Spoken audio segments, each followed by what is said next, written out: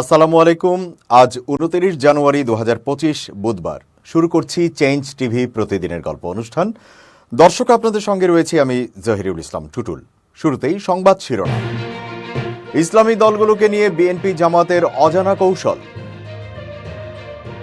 আওয়ামী লীগের বিষয়ে চূড়ান্ত মতামত দিল চরমোনাই পীর। জানা গেল খালেদা জিয়ার স্বাস্থ্যের সর্বশেষ অবস্থা। এবার বিস্তারিত। বিশ্লেষকরা বলছেন, সামনে যখনই নির্বাচন হোক, সেই নির্বাচনে ক্ষমতাচ্যুত আওয়ামী লীগের অংশগ্রহণ অনেকটাই অনিশ্চিত। সরকারের উপদেষ্টা মাহফুজ আলম এর মধ্যেই বলেছেন যে আওয়ামী লীগকে নির্বাচনে অংশ নিতে দেওয়া হবে না। এমন পরিস্থিতিতে ইসলামপন্থী, অ্যান্টি আওয়ামী লীগ ও ভারত বিরোধী হিসেবে পরিচিতরাই ভোটের ময়দানে পরস্পরের প্রতিপক্ষ হবে। আবার আন্দোলনকারী ছাত্রদের দল গঠন হলে তারাও একই ভোট ব্যাংক দখলের চেষ্টা করবে। ধারণা করা হচ্ছে যে এমন পরিস্থিতিতে বিএনপি হয়তো চিন্তা করতে পারে যে ইসলামপন্থী বা ধর্মভিত্তিক সব দল যেন তাদের বিরুদ্ধে চলে না যায়, কিংবা এসব দলগুলো এক হয়ে যেন বিএনপির বিরুদ্ধে নির্বাচনে না থাকে। আবার বিএনপির অনেকে মনে করেন, আন্দোলনকারী ছাত্ররা নির্বাচনে জোটবদ্ধ হওয়ার প্রশ্ন আসলে জামাতের দিকেই হেলে পড়তে পারে। সব মিলিয়ে ধর্মভিত্তিক দলগুলোর মোর্চা হলে এবং ছাত্ররাও দল গঠন করলে উভয় পক্ষই বিএনপির জন্য চ্যালেঞ্জ হয়ে উঠতে পারে। সে কারণেই বিএনপির নেতৃত্ব চাইছেন ইসলামপন্থীদের একাংশ অন্তত যেন নির্বাচনে বিএনপির সঙ্গেই থাকে।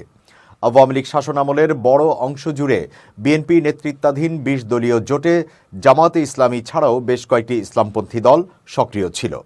রাজনৈতিক বিশ্লেষক ও ঢাকা বিশ্ববিদ্যালয়ের শিক্ষক জোবায়দা নাসরিন বলেছেন, ভোট এলেই ধর্ম আর জোটের গুরুত্ব বেড়ে যাওয়া বাংলাদেশে নির্বাচনের আগে সবসময় দেখা যায় এবং এবারেও সেই তৎপরতাই শুরু হয়েছে বলে মনে করেন তিনি।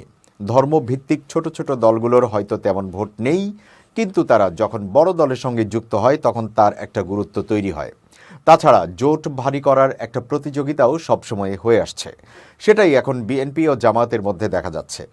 তাছাড়া বাংলাদেশের ভোটের রাজনীতিতে ধর্মকে ব্যবহারের একটা চেষ্টা কিন্তু অনেক কাল ধরেই হয়ে আসছে। আওয়ামী লীগ বিগত ৩টি নির্বাচনে যেভাবে মানুষের ভোটাধিকার হরণ করেছে, মানুষকে ভোট দেওয়ার সুযোগ থেকে বঞ্চিত করেছে, সেভাবে তাদেরকেও আগামী ৩টি নির্বাচনে অংশ নিতে দেয়া ঠিক হবে না বলে মনে করেন ইসলামী আন্দোলন বাংলাদেশের আমির ও চরমোনাই পীর মুফতি সৈয়দ মোহাম্মদ রেজাউল করিম। তিনি বলেন, আগামীতে আওয়ামী লীগকে অন্তত ৩টি নির্বাচনের বাইরে রাখা উচিত। চরমোনাই পীর বলেন, এত হাজার হাজার লোক জীবন দিল, আহত পঙ্গু হলো, তাদের একটি আশা আকাঙ্ক্ষা ছিল। সেই আশা আকাঙ্ক্ষার প্রতিফলন যদি না থাকে তা হতে পারে না। তাদের আশা আকাঙ্ক্ষার প্রতিফলন হওয়া অবশ্যই দরকার, আর এটি অবশ্যই সবার মতামত নিয়ে ঐকমত্যের ভিত্তিতে হতে হবে। মুফতি সৈয়দ রেজাউল করিম বলেন, সংস্কারের আগে নির্বাচন হয় কি করে? সংস্কার অবশ্যই করতে হবে, এরপর যৌক্তিক সময়ের মধ্যে নির্বাচন দিতে হবে, তবে এর জন্য বেশি কালক্ষেপণ করা যাবে না।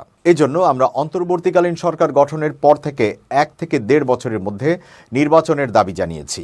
এর মধ্যেই সংস্কারও সম্ভব এবং নির্বাচনও করা সম্ভব। জামাত আমির ডাক্তার শফিকুর রহমানের সঙ্গে বৈঠক প্রসঙ্গে বলেন, বরিশালে জামায়াত ইসলামীর একটি কর্মসূচি ছিল, সে উপলক্ষে তাদের আমির ডাক্তার শফিকুর রহমান বরিশালে গিয়েছিলেন। তখন তিনি আমাদের চরমোনাইতে গিয়েছিলেন। এছাড়া তিনি সারসিনা এবং নেসারাবাদেও গিয়েছিলেন। তিনি চরমোনাইতে যাওয়ার কারণে চরমোনাইয়ের ব্যাপারে জামাতের লোকজনের মধ্যে যে ধারণা ছিল সেটি স্বচ্ছ হয়েছে এবং সুন্দর একটি পরিবেশও তৈরি হয়েছে। তারা চরমোনাই সম্পর্কে জানতে পেরেছে, এতে ভালো হয়েছে। জামাতের সাথে আপনাদের নির্বাচনী ঐক্য হবে কিনা, এতে অন্যান্য ইসলামী দল থাকবে কিনা, এমন প্রশ্নে ইসলামী আন্দোলনের আমির বলেন, আমরা অনেক আগে থেকেই বলে আসছি, নির্বাচনে ইসলামের পক্ষে একটি বাক্স যাওয়ার ব্যাপারে সাধারণ মানুষের চাহিদা আছে। সবাই চায় ইসলামের পক্ষে একটি বাক্স আসুক। এজন্য আমরা অনেক আগে থেকেই ইসলামী দলগুলোর সাথে আলোচনা করছি। জামাতের সাথেও আলোচনা হয়েছে। আমরা ওইভাবে ঐক্যের কথা বলছি না, তবে একটি নির্বাচনী সমঝোতায় যাওয়ার চেষ্টা করছি। জামাতের সাথেও এই সমঝোতা হতে পারে। বিএনপির সঙ্গে জোট প্রসঙ্গে পীর সাহেব চরমোনাই জানান, বিএনপির সাথে জোট গঠন নিয়ে কোনো আলোচনা হয়নি। ইসলাম নিয়ে তারা ইতোপূর্বে যেসব বক্তব্য দিয়েছেন তাতে আমরা দুঃখিত। বিএনপি মহাসচিব মির্জা ফখরুল ইসলাম আলমগীর সম্প্রতি ইসলাম সম্পর্কে যেসব নেতিবাচক বক্তব্য দিয়েছেন তা অত্যন্ত আপত্তিকর। তিনি ইসলামী রাজনীতিকদের মৌলবাদী বলেছেন। কুরআনের ভেতরে রাজনীতি নেই, ইসলামের সাথে রাজনীতির কোনো সম্পর্ক নেই, এরকম কথা বলেছেন। তিনি এর থেকে ফিরে আসবেন আমরা এটা প্রত্যাশা করি। তবে তাদের সাথে গত 27 জানুয়ারির বৈঠকে ইসলামী শরিয়া বিরোধী কোনো সিদ্ধান্ত না নেয়া ও ইসলাম বিরোধী কেউ কোনো কথা না বলা সহ 10 বিষয়ে দুই দলের ঐকমত্য হয়েছে। ছাত্র জনতার অভ্যুত্থানে ক্ষমতাচ্যুত হওয়ার 6 মাসেরও বেশি সময় পর রাজপথে নামার ঘোষণা দিয়েছে আওয়ামী লীগ। ফেব্রুয়ারির শুরুর দিন থেকে হরতাল অবরোধ সহ বিভিন্ন কর্মসূচি দিয়ে মাঠে থাকার ঘোষণা দিয়েছে দলটি। তবে প্রশ্ন উঠেছে, গত নভেম্বরে প্রথমবার মাঠে নামার ঘোষণা দিলেও পুরোপুরি ব্যর্থ হয় দলটি। কর্মসূচির দিনে তাদের তেমন কোনো উপস্থিতি কোথাও চোখে পড়েনি। এবার তারা কর্মসূচি দিলেও মাঠে থাকবে তো? মঙ্গলবার রাতে দলটির ভেরিফাইড ফেসবুক পেজ থেকে অধ্যাপক মোহাম্মদ ইউনূসের নেতৃত্বে অন্তর্বর্তীকালীন সরকারের পদত্যাগ ও অপশাসন নির্যাতনের প্রতিবাদে আগামী 16 ফেব্রুয়ারি ও 18 ফেব্রুয়ারি হরতালের ডাক দিয়েছে আওয়ামী লীগ। সেখানে 1 ফেব্রুয়ারি থেকেই মাঠে নামার ঘোষণা দিয়েছে দলটি। ঘোষিত কর্মসূচি অনুযায়ী আগামী 1 ফেব্রুয়ারি শনিবার থেকে 5 ফেব্রুয়ারি বুধবার পর্যন্ত দাবির লিফলেট বা প্রচারপত্র বিলি করবে দলটি। 6 ফেব্রুয়ারি বৃহস্পতিবার দেশে প্রতিবাদ মিছিল ও সমাবেশ অনুষ্ঠিত হবে। 10 ফেব্রুয়ারি অনুষ্ঠিত হবে বিক্ষোভ মিছিল ও সমাবেশ। আর 16 ফেব্রুয়ারি রোববার অবরোধ এবং 18 ফেব্রুয়ারি মঙ্গলবার দেশব্যাপী সকাল সন্ধ্যা সর্বাত্মক কঠোর হরতাল কর্মসূচি ঘোষণা করা হয়েছে। প্রেস বিজ্ঞপ্তিতে আন্তর্জাতিক অপরাধ ট্রাইব্যুনালে শেখ হাসিনা সহ অন্যান্যদের বিরুদ্ধে হত্যা মামলা সহ অন্যান্য মামলা প্রত্যাহার এবং প্রহসনমূলক বিচার বন্ধেরও দাবি জানানো হয়। এই প্রেস বিজ্ঞপ্তিতে শেখ হাসিনাকে প্রধানমন্ত্রী হিসেবে উল্লেখ করেছে ক্ষমতাচ্যুত দলটি। ছাত্র জনতার অভ্যুত্থানের মুখে গত বছরের 5 আগস্ট আওয়ামী লীগ সভাপতি শেখ হাসিনা পালিয়ে যাওয়ার পর কেন্দ্র থেকে তৃণমূল পর্যন্ত বেশিরভাগ নেতাকর্মী গা ঢাকা দেন। তাদের অনেকেই পাশের দেশ ভারতে পালিয়ে গেছেন। গ্রেপ্তারও হয়েছেন শত শত। গণহত্যার অভিযোগে শেখ হাসিনা সহ দলটির নেতাদের বিরুদ্ধে কয়েকশো মামলা হয়েছে। ক্ষমতাচ্যুত হওয়ার পর প্রথমবার 10 নভেম্বর নূর হোসেন দিবসে আওয়ামী লীগ নেতাকর্মীদের মাঠে নামার নির্দেশ দিয়েছিলেন শেখ হাসিনা। শহীদ নূর হোসেনের পাশাপাশি মার্কিন প্রেসিডেন্ট ডোনাল্ড ট্রাম্পের ছবিও সঙ্গে নিয়ে আসতে বলা হয়েছিল। শেখ হাসিনা জানান, ট্রাম্পের ছবি নিয়ে মিছিলে বাধা দিলে সেই ছবি যেন ভালো করে তুলে রাখা হয়। তিনি সেই ছবি ট্রাম্পের কাছে পাঠাবেন, কারণ তার ট্রাম্পের সঙ্গে লিঙ্ক আছে। তবে 10 নভেম্বর 0 পয়েন্টের কাছেও ভিড়তে পারেনি আওয়ামী লীগের কোনো নেতাকর্মী। দিনভর স্থানটি বৈষম্য বিরোধী ছাত্র আন্দোলন সহ বিরোধীদের দখলে ছিল। অনেকে এটাকে 0 পয়েন্টে আওয়ামী লীগের জিরো পারফরমেন্স হিসেবে আখ্যায়িত করেন। এরপর ব্যাপক ধরপাকড়ের মুখে অনেকটা চুপসে যায় আওয়ামী লীগ। অনলাইনে গুজব ছড়ানো ছাড়া তাদের কোথাও সক্রিয় দেখা যায়নি। দেশে ফেরার জন্য খালেদা জিয়া অধীর উদ্গ্রীব হয়ে আছেন বলে জানিয়েছেন তার ব্যক্তিগত চিকিৎসক ও বিএনপির স্থায়ী কমিটির সদস্য ডক্টর AZM জাহিদ হোসেন। যুক্তরাজ্য যুবদলের উদ্যোগে আরাফাত রহমান কোকোর মৃত্যুবার্ষিকী উপলক্ষে আয়োজিত এক দোয়া মাহফিলে তিনি একথা বলেন। চিকিৎসক জাহিদ হোসেন বলেন, খালেদা জিয়া আগের চেয়ে অনেকটা সুস্থ অবস্থায় আছেন। ওনার একমাত্র ছেলে তারেক রহমান ও 2 ছেলের বউ ডক্টর জুবাইদা রহমান ও শর্মিলা রহমান সহ 3 নাতনিদের সঙ্গে একসঙ্গে থাকেন। স্বাভাবিকভাবে মানুষ যখন তার নিকটাত্মীয়ের সঙ্গে থাকেন তখন অনেকটা প্রফুল্ল থাকেন। চিকিৎসক সহ সবার নিরলস প্রচেষ্টায় তিনি অনেকটা আগের চেয়ে সুস্থ অবস্থায় আছেন। ওনার শারীরিক অবস্থা অনেক স্থিতিশীল। ডাক্তার জাহিদ বলেন, আপনাদের মাধ্যমে আমরা সবার কাছে কৃতজ্ঞতা জানাই। আপনারা সবাই ওনার সুস্থতার জন্য দোয়া করেছেন। আমরা সবাই ওনার জন্য দোয়া করি। উনি আপনাদের কাছে দোয়া চেয়েছেন। বিএনপির স্থায়ী কমিটির এই সদস্য বলেন, দেশের সার্বিক অবস্থা যেদিকে যাচ্ছে, গণতন্ত্র পুনরুদ্ধারের জন্য উনি মানসিকভাবে পাশে আছেন এবং থাকতে চান। গণতন্ত্র পুনরুদ্ধারের জন্য উনি আগেও যেমন আপোষহীন ছিলেন, এখনও তিনি মনে করেন দ্রুততার সঙ্গে দেশে গণতন্ত্র ফিরে আসবে। মানুষ একটি গণতান্ত্রিক পরিবেশ পাবে। দেশের মালিক জনগণ ভোটাধিকার প্রয়োগের সুযোগ পাবে। সেই লক্ষ্যেই তিনি কাজ করার জন্য আহ্বান জানিয়েছেন। তিনি বলেন, খালেদা জিয়া দেশে ফেরার জন্য অত্যন্ত উদ্গ্রীব। গতকালকেও উনি বলেছিলেন, চলো আমরা দ্রুত বাংলাদেশে ফিরে যাই, দেশই আমাদের জন্য ভালো। তিনি দীর্ঘদিন স্বৈরাচারের ষড়যন্ত্রমূলক মিথ্যা মামলায় কারারুদ্ধ ছিলেন।